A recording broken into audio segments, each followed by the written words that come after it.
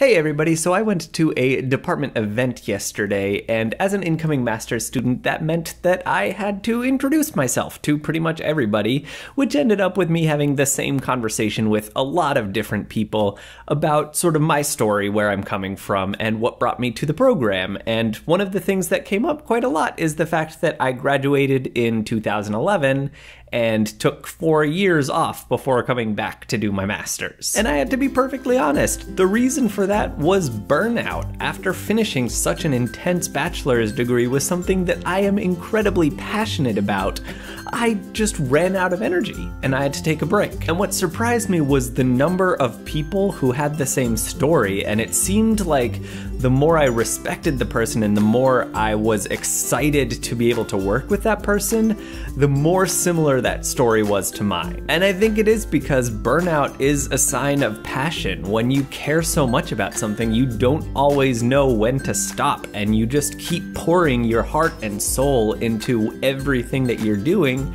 and eventually it just runs out. It reminded me a lot of a tree that my family used to have that would grow very quickly, and it would grow a lot of branches, and every once in a while, in order to keep the tree healthy, we would have to go out and just hack every single one of the branches off so that it could grow back healthy again instead of growing up tangled. And that's really how I felt at the end of my bachelor's degree. It felt like I had had just a total whirlwind over the course of 4 years, and I had made so much progress and so much growth, but I had to take a step back and prune basically what I actually wanted to focus on. And I had to take some time to remember what got me into it, because there did come a certain point where it just felt like work.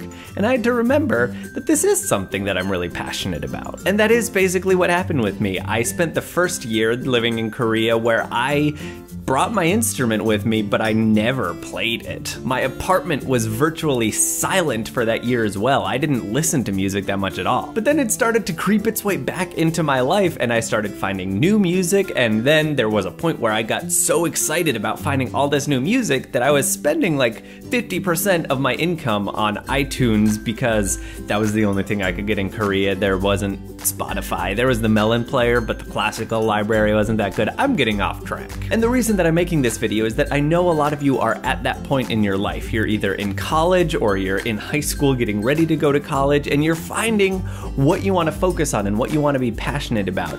And I want to let you know that it is entirely okay to experience burnout.